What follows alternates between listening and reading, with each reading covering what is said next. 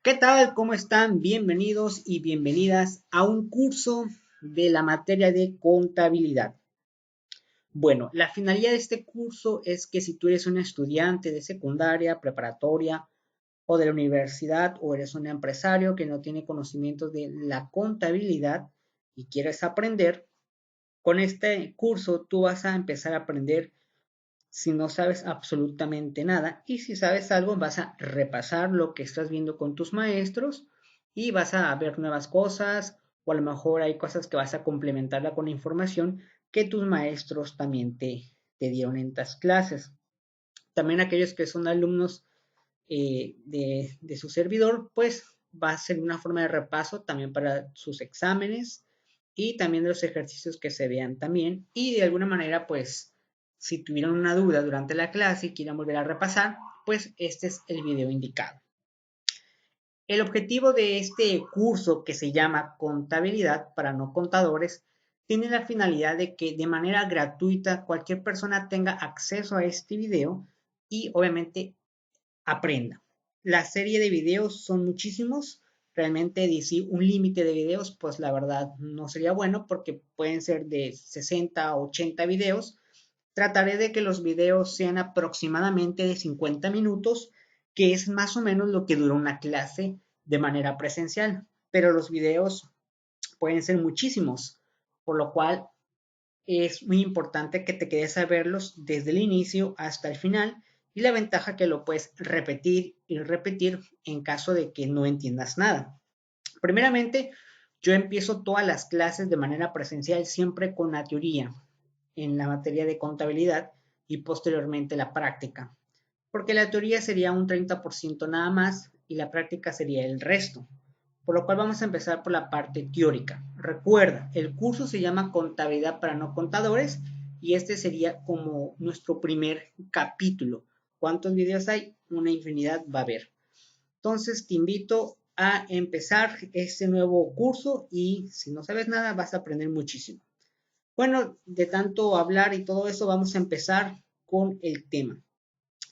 En esta ocasión vamos a empezar con un poco de teoría. Trataré de leer unos 2 a 3 párrafos y explicarlos brevemente. Y así nos vamos a ir continuamente, obviamente, hasta terminar. Posiblemente no alcancemos los 50 minutos para terminar todas las lecturas, es pura teoría, pero sería importante que pongas mucha atención y cualquier duda o comentario hagas tus preguntas. Así es que vamos a comenzar. Como todos ustedes saben, la mayoría de las cosas que nosotros hacemos en esta vida tienen una historia.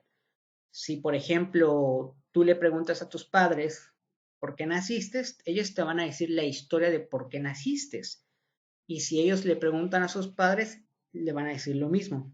Estamos hablando de personas, pero también podemos hablar de objetos.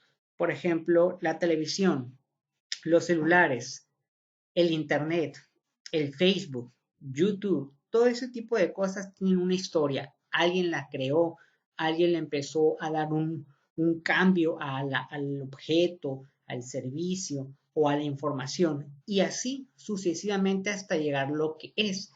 Así en las carreras, por ejemplo, yo sé que el objetivo de esta materia son para que las personas que están estudiando la licenciatura en contaduría pública o la licenciatura en contaduría o la licenciatura en contador público tengan el conocimiento de qué trata.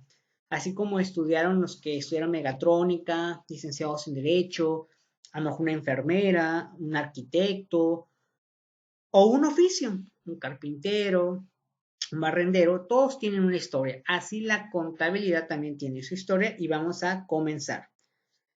Primer tema, antecedentes históricos de la contabilidad y su evolución. La historia de la contabilidad se refiere al conjunto de principios básicos correspondientes al pasado. Se ocupa de las circunstancias del lugar y época de la contabilidad. Estudia la contabilidad hasta el presente, teniendo dónde y cuándo ocurrieron los hechos y utilizando los mismos para fundar los conceptos metodológicos de nuestra época. Al inicio la actividad económica fue el autoconsumo, posteriormente se dio una complejidad de actividades y esto originó la división de trabajo, en donde la domesticación y la cría de ganado fueron la principal actividad. Enseguida, la agricultura fue la actividad prioritaria, haciendo a un lado a la domesticación y cría de ganado, lo que se dio paso de una vida nómada a una vida sedentaria, y se creía así poco a poco el concepto de la propiedad, primero sobre los esclavos, después sobre los utensilios de trabajo y posteriormente sobre el uso y explotación de la tierra. Acabamos de leer dos párrafos y de estos dos párrafos se pueden sacar diferentes temas. Por ejemplo, la contabilidad ya existía prácticamente desde que el ser humano ya estaba. Tal vez no se llamaba contabilidad, a lo mejor tenía otro término, pero ya existía. Pero antes de existir la contabilidad, existió algo muy importante, que es el autoconsumo. ¿Qué es el autoconsumo? Una persona, los primeros pobladores, pues tenían que consumir cosas para seguir en la vida. A lo mejor no existían como ahora la ropa, no existía la tecnología, no existían los medios de comunicación. Y en su momento lo que tenían que autoconsumirlos. Y ellos mismos eran las propias personas que hacían las cosas para sí mismos. Entonces, el autoconsumo de alguna manera fue lo primero que existió y en base a eso empezó a crecer muchas disciplinas, como puede ser la mercadotecnia, puede ser la contaduría o puede ser el derecho. Más abajo nos menciona en el párrafo que se empezaron a dividir las actividades de trabajo. La división de trabajo. ¿Por qué? Porque se empezaron a formar las primeras familias, las primeras tribus. Eso lo vieron en historia. Entonces se empezó a dividir el trabajo. Las personas a lo mejor más fuertes eran los que a lo mejor vigilaban, eran los que iban a cazar los animales. Entonces la división de trabajo es un tema relacionado a la administración. Más adelante pues ya se empieza a crear nuevas actividades como la agricultura y posteriormente la cría de los animales, así como empezar a crear frutos. Posteriormente la persona ya no era necesario que estuviera en un solo lugar, sino que en el mismo lugar pudiera hacer todo, sin necesidad de estar yendo de un lugar a otro. Esa es otra cosa muy importante, pero eso es un poco más de historia. Y los temas más sobresalientes de este párrafo es que ya se empezaba a conocer el concepto de propiedad sobre alguien o sobre algo. En este caso, pues los esclavos, ¿no? No falta quien a lo mejor tenía que hacer lo que el patrón en su momento le decía. Eres de mi propiedad y tú tienes que hacer esto. Entonces, el término de propiedad está muy relacionado con el derecho. Todos aquellos que están estudiando la licenciatura en derecho romano, vieron de alguna manera un poco de historia de cómo empezó a surgir el derecho. Pero bueno, no estamos en derecho, solamente es como referencia. En este momento surge la necesidad de intercambiar productos con otros pueblos, a lo cual se denomina trueque, apareciendo así la unidad de medida del valor que al inicio fueron los animales y posteriormente la moneda. Este párrafo también es algo muy interesante, pues anteriormente a lo mejor no existía el dinero como hoy lo conocemos, no tenía un valor económico un billete. Antes se intercambiaban por animales, por granos, frijol, arroz, sal, pero no había una medida estándar. No era así de como que tú llegaras y dijeras, ¿sabes qué? Te quiero intercambiar este kilo de frijol por tu kilo de arroz. A lo mejor las medidas eran en base a un pequeño traste, a tu mano, a tu puño, a lo largo de tu brazo, que posteriormente a lo mejor originaron las medidas, eso ya hablando un poco en matemáticas. Y bueno, más adelante pues obviamente surge la moneda. ¿Para qué? Para evitar esos intercambios que a veces no eran tan exactos. Es como si hoy en día nos pusiéramos a intercambiar cosas, pero sin dinero a cambio. Entonces sería algo complicado porque alguien va a decir, ¿sabes qué? Mi producto vale un poco más que el tuyo. Vamos a suponer un ejemplo práctico. Yo tengo un PlayStation 4, tú tienes un Xbox One y te lo quiero cambiar. ¿Tendría valor cambiarlo por un PlayStation, por un Xbox? A lo mejor le agregaría los juegos que tiene, o a lo mejor si tiene todo el kit completo, a lo mejor si tiene cámara, tiene más controles. Entonces alguien podrá decir, no, creo que vale más un Xbox One porque en este caso yo te lo estoy cambiando por el juego de Halo. O yo tengo el PlayStation, pero yo te lo estoy cambiando por el juego de Hitman. Entonces ahí ya no sería como algo correcto decir qué vale más o qué vale menos. Pero si le pones un valor económico, un valor de mercado, sería más fácil intercambiar. Pues posteriormente, la contabilidad comenzó su desarrollo debido a que estas civilizaciones que surgieron tuvieron que hallar la manera de dejar constancia de determinados hechos con proyección aritmética, que se producían con demasiada frecuencia y eran demasiado complejos como para poder ser conservados por la memoria. Reyes y sacerdotes necesitaban calcular la repartición de tributos, registrar su cobro por uno u otro medio. En último lugar, los comerciantes han sido siempre el sector de la sociedad más comprometido con cualquier nuevo procedimiento de registro de datos, y mercaderes y cambistas lo han habido desde los primeros momentos en todas las civilizaciones. Algunas sociedades que carecían de escritura en sentido estricto utilizaron sin embargo registros contables. Con la aparición de estas civilizaciones se fomentó el surgimiento de una intensa vida comercial, provocando la necesidad de llevar estos registros de las operaciones realizadas, dando lugar a la aparición de la contabilidad como respuesta natural a las crecientes necesidades de una sociedad compleja. Bueno, prácticamente fue pasando el tiempo y empezaron, ahora sí que una regla de los reyes, de los sacerdotes, de las familias que tenían más dinero, pues registrar sus bienes. ¿Qué tengo? ¿Cuánto valen? Entonces, poco a poco empezó a surgir obviamente la contabilidad y los comerciantes también de alguna manera querían saber cuánto ganaban o cuánto perdían. Entonces, así empezaron a crearse la contabilidad, no con el concepto que hoy lo conocemos, a lo mejor era de otra manera, pero a partir de ahí empezó a aparecer la contabilidad. Vamos a ver a continuación algunas civilizaciones y ciertas disciplinas que se relacionan con la contabilidad o cómo fueron surgiendo. Todavía pasa el tiempo y llegamos a Mesopotamia, una de las grandes civilizaciones, no solamente hablando de contabilidad, sino hablando también de la matemática y de la historia. Esta cultura es de gran importancia ya que logró dominar el concepto del cero, fracciones, multiplicaciones y divisiones, que contribuyeron a simplificar la actividad contable. Utilizaron unas tablillas de arcilla, en donde plasmaban información requerida en cuanto a los registros comerciales, los cuales se archivaban o se destruían según la importancia que se les daba. Posteriormente establecieron signos crípticos sintéticos convencionales, lo que lo motivó al establecimiento de centros de enseñanza donde se iniciaron los primitivos contadores, o también conocidos como escribas contadores. Los comerciantes de las grandes ciudades mesopotámicas constituyeron desde fechas muy tempranas una casa influyente e ilustrada, el famoso Código de Hammurabi, promulgado aproximadamente en el año 1700 antes del Señor Jesucristo, y contenía a la vez leyes penales, normas civiles y de comercio, regulaban contratos como los de préstamo, venta de arrendamiento, comisión, depósitos y otras figuras propias del derecho civil y mercantil. La propia organización del Estado, así como un adecuado funcionamiento de los templos, exigían el registro de sus actividades económicas en cuentas detalladas. Los templos llegaron a ser verdaderas instituciones bancarias que realizaban préstamos. El interés estaba cuidadosamente regulado y contratos de depósito. Una de las aportaciones más notables de esta cultura a la actividad contable es el empleo del sello, que era de carácter personal. Esta vez permitía identificar al escriba responsable. Entonces, en la época de Mesopotamia, lo más relevante son dos cosas, que ya empezaban a existir lo que ahora son los contadores. Es decir, una persona que se dedique exclusivamente a registrar información contable.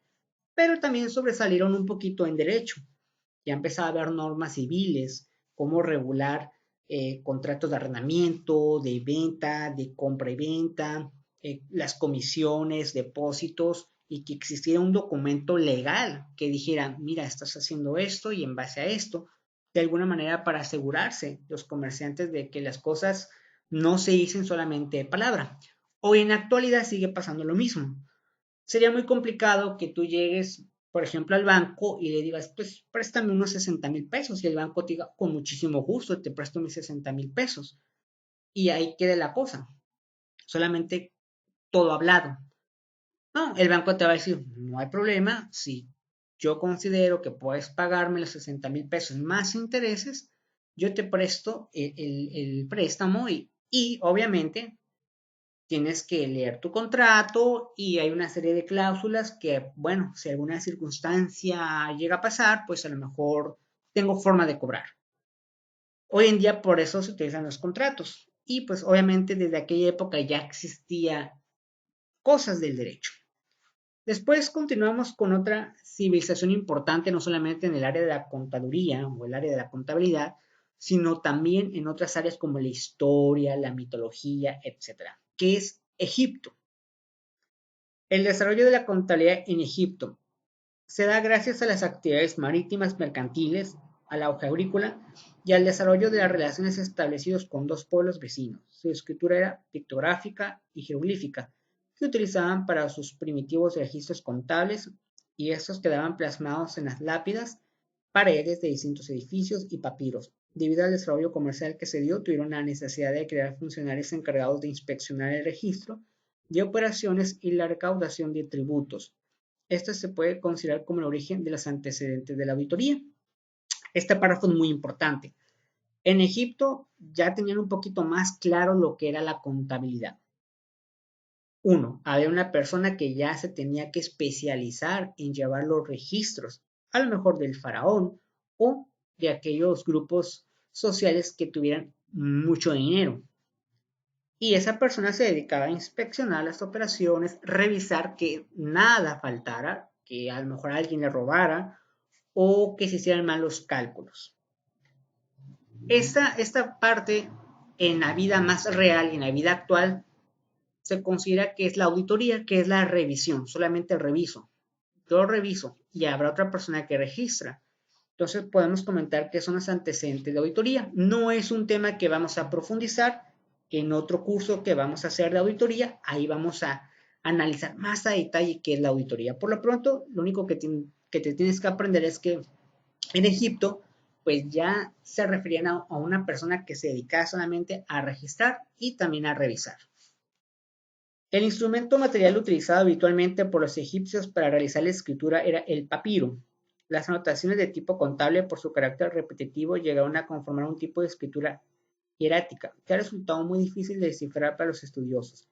De cualquier forma, y pese al papel decisivo que la contabilidad desempeñó en el antiguo Egipto, no puede decirse que la civilización faraónica haya contribuido a la historia de la contabilidad con innovaciones o procedimientos que no hubieran sido ya utilizados por los poderosos comerciantes caldeos. Bueno, de alguna manera, aunque Egipto no se le considera como la creadora o como la que hizo gran auge en la contabilidad, pero de alguna manera, pues sí, ya empezaban a tener ese conocimiento. Otra civilización muy importante fue la de Grecia. Los templos helénicos, como había sucedido muchos siglos antes con los de Mesopotamia y Egipto, fueron los primeros lugares de la Grecia clásica, en los que resultó preciso desarrollar una técnica contable. Cada templo importante, en efecto, poseía un tesoro alimentando con los óvulos de los fieles o de los estados donaciones que era preciso anotar escrupulosamente, y los tesoros de los templos no solían estar inmovilizados y se empleaban con frecuencia en operaciones de préstamos al Estado o a particulares. Puede afirmarse así que los primeros bancos griegos fueron algunos templos, quizás el lugar donde los arqueólogos han encontrado más abundante y minuciosa documentación contable lo constituye el santuario de Delfos, donde se han recuperado cientos de placas de mármol que detallan las ofrendas de los fieles, así como las cuencas de reconstrucción del templo del siglo IV a.C. La principal importancia que los griegos dieron a la actividad contable se manifiesta en el sistema jurídico conocido como leyes de Solón, las que incluían los aspectos relacionados con las funciones administrativas, así como las bases de sus usos contables, y la actividad contable estableció una herramienta de control para la recaudación de tributos y la distribución en servicios públicos. Los principales donde ejercían sus funciones los contadores fueron el Comité de Fiscalización, en donde se encargaba de la administración de la hacienda del Estado y los intereses públicos, el Comité de Bowling, en donde se controlaban los impuestos de las confiscaciones, gastos de las construcciones públicas de índole marítimo y de la supervisión y control de fondos públicos.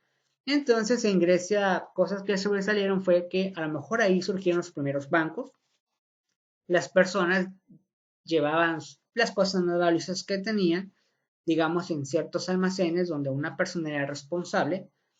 Hay que recordar que en la actualidad los bancos tienen, algunos, no digo que todos, tienen el servicio de protegerte cosas valiosas como joyas, escrituras, oro, centenarios. Puedes guardarlos en las bóvedas de los bancos. No todos los bancos los tienen ese servicio, pero sí lo hay. Entonces, en aquella época En Grecia ya pasaba esto, ¿no? Otra cosa que sobresalió en Grecia fueron las leyes. Ya empezaban a existir las leyes. Esta ley dice qué tienes que hacer y qué no tienes que hacer, que también forma parte del derecho. Roma.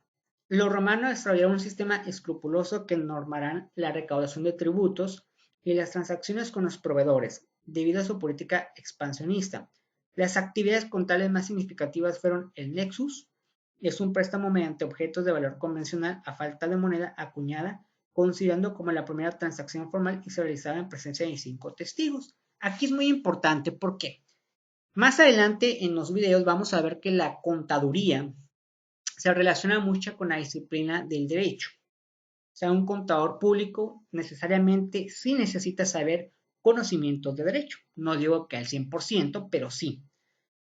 Roma fue una civilización muy importante porque de ahí surgen muchas cuestiones del derecho que actualmente en los países la utilizamos. Por ejemplo, aquí tenemos el Nexus. Era simplemente un préstamo, ya había cierta documentación y tenía que haber testigos. Sí, para ver que realmente hayas prestado o has hecho un cambio, etcétera. Entonces ya empezaban a surgir los testigos, los documentos. Entonces Roma es muy importante por eso.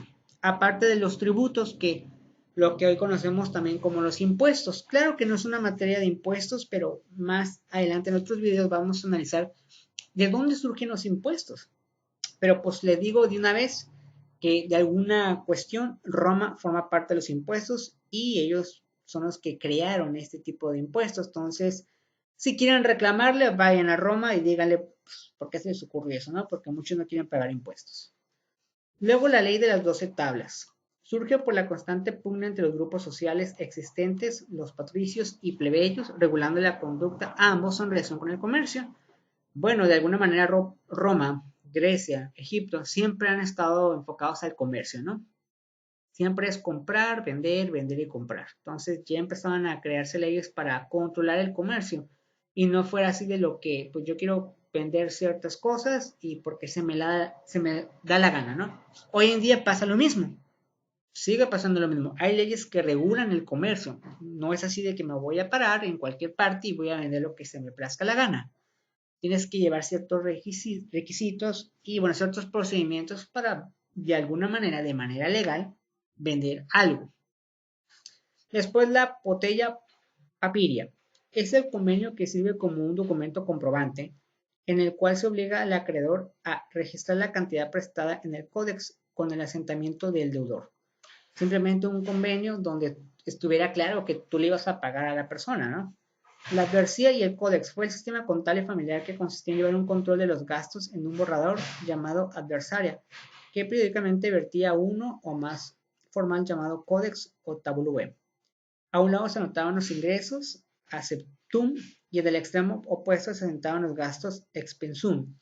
Los plebeyos eran los encargados de realizar la actividad del contador o numerator, mientras que las personas de mayor jerarquía social fungían como auditor, quienes llevaban a cabo inventarios y revisaban los bienes que constituía el patrimonio romano. El genio organizador de Roma, presente en todos los aspectos de la vida pública, se manifestó también en la minuciosidad con las que particulares, altos cargos del Estado, banqueros y comerciantes llevaban sus cuentas. Ya en el siglo I antes de Cristo, se menospreciaba una persona que fuera incapaz de controlar contablemente su patrimonio. Los grandes negociantes llegaron a perfeccionar sus libros de contabilidad, de tal manera que algunos historiadores han querido ver en ellos un primer desarrollo del principio de la partida doble, aunque hay algunas citas de grandes autores, como Cicerón, que parecen sustentar tal hecho. Son demasiado confusos como para establecer la tesis de que el método de la partida doble era conocido en la antigüedad. Más adelante vamos a ver lo que es la partida doble. La partida doble es algo muy fundamental en la contabilidad. Si tú logras entender qué es la partida doble, va a ser muchísimo más fácil que entiendas la contabilidad y que te guste. Se decía que en Roma ellos fueron los que descubrieron la partida doble, pero de acuerdo a los documentos y a las cuestiones y antecedentes de la contabilidad, no se considera que Roma sea el creador. Después pasa el tiempo y llegamos a la Europa medieval.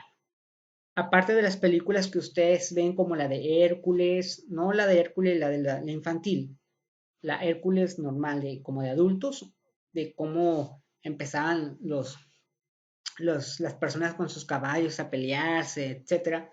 La época medieval no solamente fue algo famosa por esa parte de las armaduras, todo eso, sino también por cuestiones relacionadas con la contabilidad. Debido a la casi total aniquilación del comercio en Europa en los siglos posteriores a la caída del Imperio Romano, las prácticas contables más o menos evolucionadas habituales en el mundo antiguo desaparecieron. La técnica contable se iba a desarrollar de nuevo en Europa a partir casi de cero al compás del crecimiento del comercio, que tomó su primer gran impulso con las cruzadas. Las repúblicas comerciales italianas y los Países Bajos serían durante los últimos siglos de la Edad Media las regiones europeas en que la vida comercial iba a ser más intensa. Como consecuencia natural de la práctica contable, irá desarrollando nuevos métodos en estos países y sería sobre todo en las repúblicas italianas donde había de surgir la nueva contabilidad. Más adelante fue pasando el tiempo y llegamos donde aquí es algo interesante, donde se considera que la primer persona en el mundo que dijo que la contabilidad tenía ciertas reglas, pues aquí lo vamos a ver quién fue. El primer texto impreso por Fray Luca Pacioli. Este nombre no se le debe de olvidar jamás a un contador público o un estudiante que esté obviamente en esa carrera, porque es algo como que tienes que saber a fuerzas. La obra de Pacioli tuvo gran éxito, particularmente la parte dedicada a la práctica comercial y contable, que fue reimpresa por separado algunos años más tarde. De la descripción realizada por Pacioli, se desprende que los comerciantes venecianos se veían precisados a utilizar en primer lugar un borrador. No empleaban directamente el diario. Para realizar asientos en el diario era preciso en primer lugar convertir las operaciones registradas en el borrador a la unidad monetaria elegida por el comerciante para llevar sus registros. Fray Luca Pacioli fue considerado como padre de la contabilidad. Así es, Fray Luca Pacioli fue como el creador de la contabilidad como la conocemos actualmente. Y hasta ahorita no ha habido nadie de ningún país que haya creado o innovado algo muy diferente a lo que Fray Luca Pacioli hizo. Más adelante vamos a ver qué fue lo que hizo y por qué se volvió tan famoso. Entonces, Fray Luca Pacioli fue considerado como padre de la contabilidad propiamente dicha, ya que su obra constituye el primer trabajo impreso sobre temas contables y algebraicos. El objetivo principal de Pacioli fue diseñar un sistema que proporcione al comerciante información oportuna en relación a sus activos y obligaciones. Pacioli explica al inicio de su obra cómo efectuar por parte del empresario un inventario, el que deberá iniciarse y terminarse el mismo día para evitar posibles errores, especificando el día y lugar y finalmente guardarse con mucho cuidado. Más adelante nos habla de la utilización de tres libros principales: el memorial o libro del día, del diario y del mayor. En el memorial o libro del día indica el registro de las transacciones económicas. Deberían ser consecuencia cronológica lo más completo, pero breves, y subraya su carácter de privado en el diario. Indica que no debe tener ningún registro sin que haya anotado ante el memorial. Los eventos deben registrarse bajo las fechas correspondientes indicadas en la parte central y no en algunos lados, como se acostumbra a hacerlos en los libros de mayor, así como también recomienda para expresar el concepto de carga en diario, se utiliza la expresión per y para crédito la letra A. En el mayor, indica la ventaja de contar con un índice alfabético de las diversas cuentas, deudoras y acreedoras, en el que indican páginas correspondientes. Entre los contables más destacados está Alvis Casanova, que establece una cuenta de pérdidas y ganancias, es contra la que se saldarán todos los movimientos finales del ejercicio, operación criminal saldo de libro. Entonces Felipe Parchile ya empezó a crear los documentos que necesita un contador, que actualmente se siguen utilizando, ya sea por los programas contables o a lo mejor en algunas empresas todavía lo hacen mal, pero la verdad es que no creo. Y pues pasó el tiempo y ya nos concentramos un poquito en nuestro país.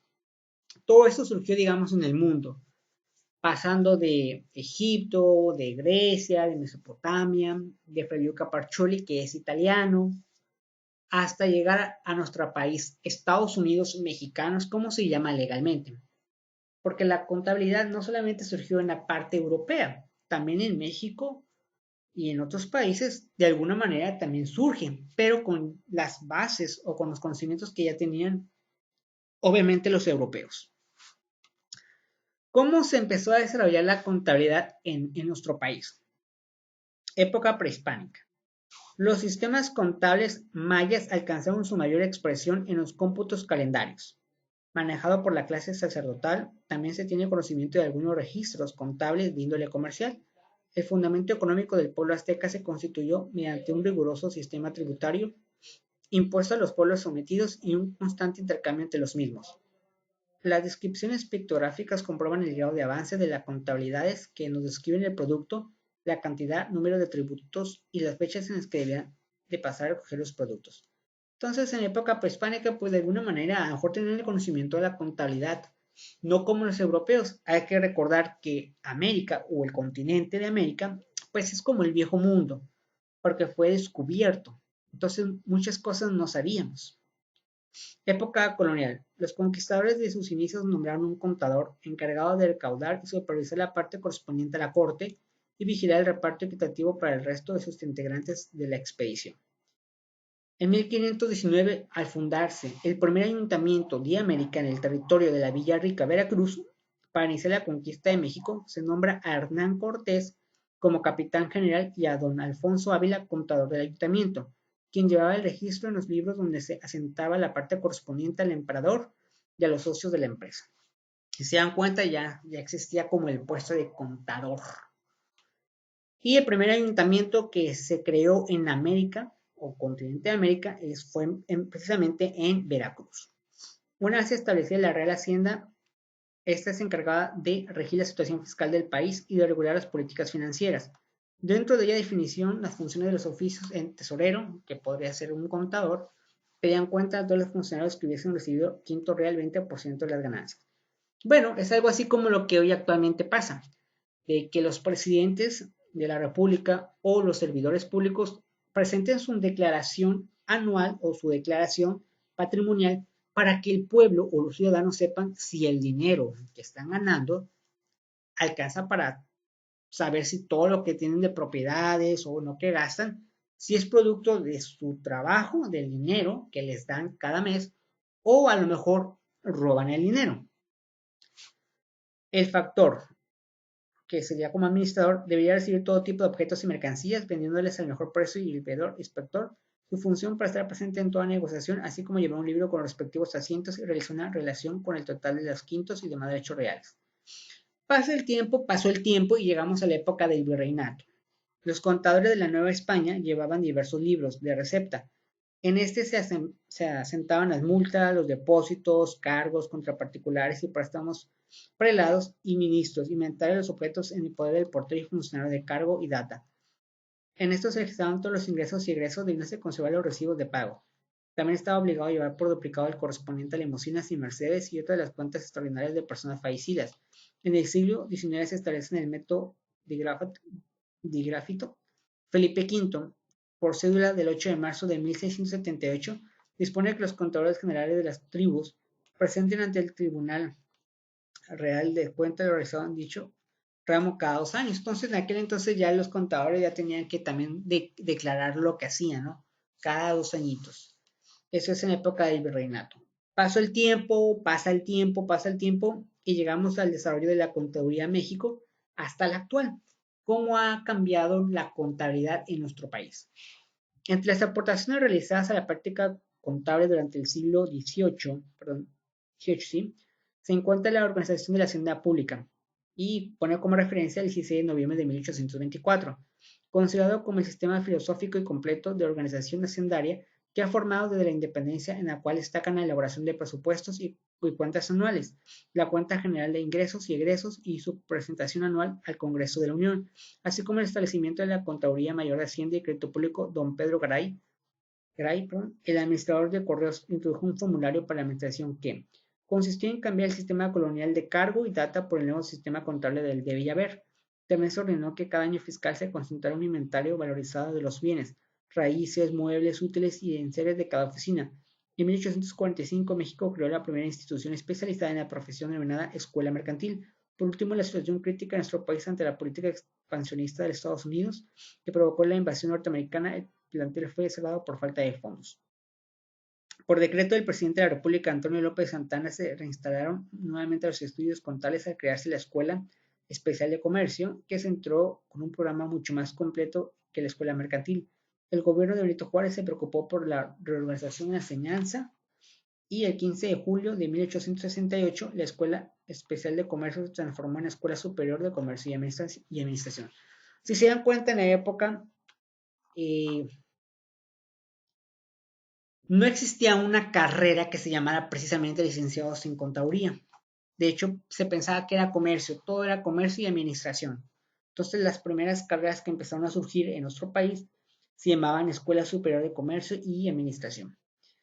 Y así fue pasando el tiempo, fue evolucionando la contabilidad, obviamente muchísimas de las reglas, los procedimientos fueron cambiando y llegamos un poquito a la vida más actual. Origen del Instituto Mexicano de Contadores Públicos. Okay.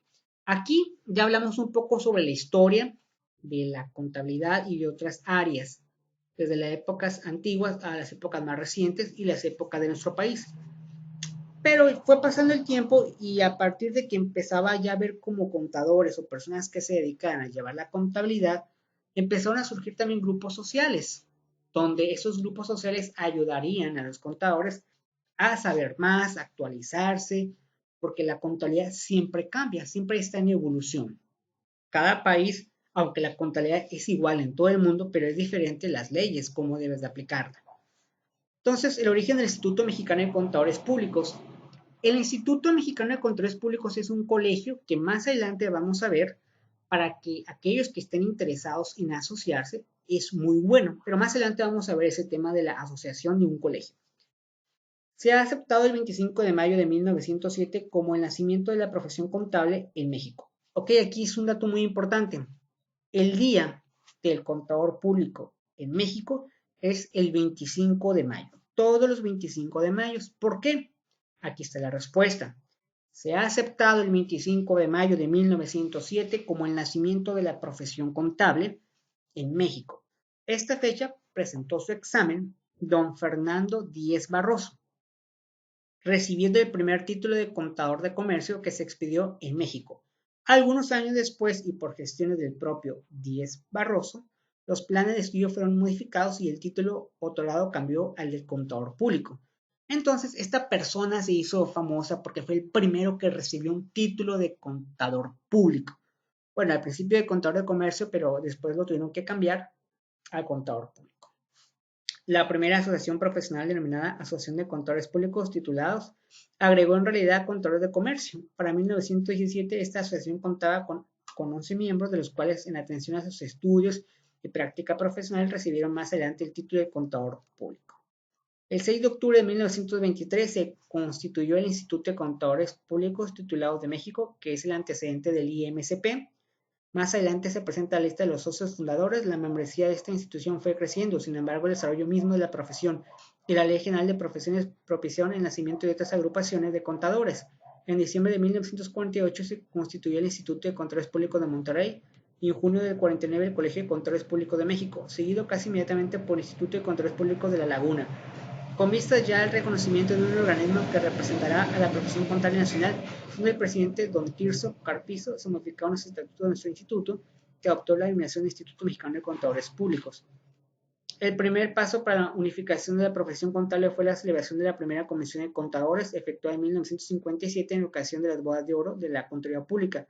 Estas convenciones se establecieron como un evento bianual al que cada vez asisten más colegas o institutos. Obviamente en aquella época, de 1907 a 1950, pues es una generación de contadores. Claro, no tenemos más referencia porque pues quiero pensar que la mayoría de esos contadores ya no existen en esta vida, ¿no? Pero pues en su momento hicieron cosas importantes como las agrupaciones o los colegios de contadores públicos, que más adelante vamos a entrar a profundidad de ese tema. En 1964, una comisión formada por don Manuel Fernández Márquez, don Ramón Noel del Chavo, Cárdenas Coronado y don Rosendo Millán Torres sentó las bases para la constitución del IMCP como organismo nacional, la cual se consumó con el acuerdo de organismos asistentes a la Quinta Convención Nacional de Contadores Públicos celebrada en Chihuahua en 1965. Este acuerdo dio de hecho al IMCP la representación de la profesión contable nacional, es decir, la autoridad moral de actuar en nombre de todos los contadores. Y la representación del derecho, la autoridad llega el 20 de enero del 77, fecha en que la Asamblea de Socios celebrada en Guadalajara, el IMCP constituyó la Federación de Colegios de Profesionistas. El reconocimiento oficial fue extendido por la autoridad el 28 de junio del 77 al obtenerse la Dirección General de Profesiones en el registro de la Primera Federación de Profesionistas de México. La denominación actual de nuestro organismo es entonces Instituto Mexicano de Contadores Públicos. Muchos contadores, o a lo mejor muchas de las personas que están en la universidad, sí tienen referencia de qué es el IMSP, pero si estás en la secundaria o en la preparatoria, pues a lo mejor no sabes muy bien de qué es, ¿no? Federación de Colegio de Profesionistas, su misión es ser el organismo rector de la Contaduría Pública Mexicana que promueve la unión y superación de la profesión a nivel nacional e internacional dentro de un marco ético, beneficio del interés público, mediante la generación de recursos que aseguren su permanencia. Ok, hasta aquí vimos una parte de lo que es la historia de la contabilidad y ahora ya vamos a entrar más de lleno a lo que es la contabilidad. O sea, ya sé la historia, pero ¿para qué me sirve? O sea, ¿para qué me sirve la contabilidad o qué es? ¿O quién la va a llevar? ¿O por qué deberíamos de estudiar? ¿O por qué es una de las materias que siempre hay, ¿no? De hecho, en las escuelas públicas, llámese CONALEP, llámese CETIS, CEBETIS, perdón, no sé, tecnológicos o politécnicos, siempre ponen la materia de contabilidad, aunque tú no te vas a dedicar a eso. Es una materia, digamos, ya de cajón. ¿Por qué? ¿Por qué será, no? Bueno, el siguiente tema que vamos a ver y que alcanzamos a ver es necesidades que satisface la contabilidad. Necesidades sociales que satisface. Cualquier entidad, sea física o moral, requiere conocer y administrar de manera eficaz posible sus recursos, para lo cual necesita contar con información y control financiero adecuado. Ok, ¿qué es una persona física? No voy a profundizar mucho en el tema de la persona física o persona moral, pero es un tema muy interesante. De manera rápida, una persona física es una persona, un individuo solo, que tiene a lo mejor un negocio. Vamos a suponer que yo quiero abrir una zapatería, yo solo la abro, yo solo invierto, yo solo me registro ante Hacienda, entonces yo soy una persona física. Pero si yo a un conjunto de compañeros les digo hay que abrir una zapatería, ya no sería una persona física yo, ya seríamos una persona moral y a lo mejor seríamos una sociedad mercantil, a lo mejor. Más adelante vamos a ver con profundidad los términos de persona física o moral, pero de alguna manera más clara eso es lo que es. Se entiende por entidad cualquier unidad económico-social, es decir, el conjunto de recursos materiales y humanos financieros y tecnológicos de que se dispone para la obtención de determinadas metas u objetivos. La rama del conocimiento humano que se refiere a la necesidad de tener información y control, el financiero se llama contabilidad y forma parte de la contabilidad pública. También podemos decir el nombre de una empresa y también le podemos llamar entidad. Los dos términos son correctos, nada más que hablando en términos contables, entidad es una empresa. Posiblemente hablando un poquito de cuestiones paranormales, entidad es un espíritu, ¿no? O un fantasma. No hablamos de ese tipo de entidad. Conceptos y tipos de entidad. Entidades. Concepto. En sentido general se entiende por el término entidad cualquier ente o ser fisiológicamente una entidad es lo que constituye la esencia o forma de una cosa. Normalmente, si hablamos un poquito de cuestiones paranormales, sería un fantasma. Enmarcando el término entidad dentro del campo contable, podemos decir que es la integración de recursos materiales, financieros y humanos que persiguen objetivos determinados. Aquí está una como clave. Una entidad o una empresa va a funcionar si tiene recursos materiales, financieros y humanos. Si no tiene uno de estos tres, es muy imposible que la empresa o la entidad siga creciendo. Ejemplo rápido. Yo voy a hacer un negocio, una constructora, voy a hacer una constructora. Tengo en mente hacer la constructora. Tengo el dinero, o sea, la parte financiera. Pero pues no tengo recursos materiales como hacerla, es decir, no cuento con máquinas para la construcción, no cuento con las herramientas que le voy a dar a los albañiles para que hagan su trabajo y aparte no cuento con la cosa más importante, pues los trabajadores. Entonces, no es una entidad. Entonces, ocupo tener los tres elementos. Clasificación de las entidades según el boletín A2 del IMSP. Este boletín simplemente es una definición que hace el colegio llamado Instituto Mexicano de Contadores Públicos. Es importante, mas no debemos de tomarlo como lo más importante o la cosa que es la única definición que existe. No. Para eso existe un libro llamado Normas de Información Financiera que lo vamos a ver más adelante. Pero hay que tenerlo como referencia porque el IMSP es un colegio importante. Las entidades que realicen actividades económicas pueden clasificarse de la siguiente manera. Entidades con personalidad jurídica propia, que son sujetas de derechos y obligaciones, pudiendo ser personas físicas o morales. Ambas tienen personalidad y patrimonios propios. Las entidades morales o colectivas tienen personalidad y patrimonio propio diferente de las personas que la constituyen o administran, por lo cual la contabilidad debe captar los derechos, obligaciones y resultados de operaciones propias de la entidad. Entidad sin personalidad jurídica propia, que son las entidades consolidadas y el fideicomiso. Las entidades consolidadas están integradas por dos o más entidades con personalidad jurídica propia que desarrollan actividades, ejercen sus derechos y responden a sus obligaciones de forma individual. El fideicomiso constituye un patrimonio autónomo cuya titularidad se atribuye al fiduciario, una institución de crédito, encargado del destino y de la realización con el fin determinado. Al atribuirse la titularidad, la institución de crédito es la que toma las decisiones sobre los derechos y obligaciones. Por tanto, el ente económico no tiene personalidad jurídica propia. Estos que estamos viendo son términos, no vamos a profundizar porque no la vamos a utilizar en la cuestión práctica, solamente es conocimiento en este caso. Entidades morales son las que están formadas por varias personas físicas que constituyen una sociedad civil o mercantil, una asociación o mutualidad. Entidades lucrativas, entiéndese con lucro que yo quiero ganar dinero. Son las constituidas por personas físicas o morales cuyas actividades principales están encaminadas a la obtención de una utilidad.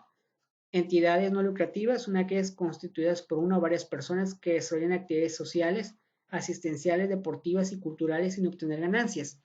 Son empresas que se supone que no quieren ganar dinero. Por ejemplo, una iglesia, una casa hogar, eso sería una entidad no lucrativa o una empresa no lucrativa. Entidades públicas son las que el Estado ha creado para desarrollarse un determinado renglón de la economía nacional. Son las que crea el gobierno. Entidades privadas son aquellas que han sido creadas por los particulares sin intervención del Estado y que explotan un giro o actividad determinado, es decir, una empresa de una persona, de un empresario. Entidades extranjeras, perdón, me salté la nacional, son las formadas únicamente con el capital proveniente de inversiones del país, nacional, pues del país. Extranjeras son las constituidas con capital de inversionistas extranjeros en su totalidad y actúan dentro del mercado nacional. Son extranjeros, llegan con su dinero y empiezan a crear las empresas. Entidades transnacionales son entidades con grandes volúmenes de operaciones y propiedades que actúan en varios países, aun cuando su capital procede de otra nación. Transnacionales, países que están en otros lugares del mundo. Entidades comerciales son unidades económicas que, independientemente de que sean físicas, morales, públicas, privadas o mixtas, nacionales o extranjeras, realizan una actividad de intermediación entre el fabricante del producto o servicio que expande y el consumidor de este. Las empresas comerciales simplemente son compra-venta. Entidades industriales son las que transforman o adicionan las materias primas indispensables para lograr un producto terminado.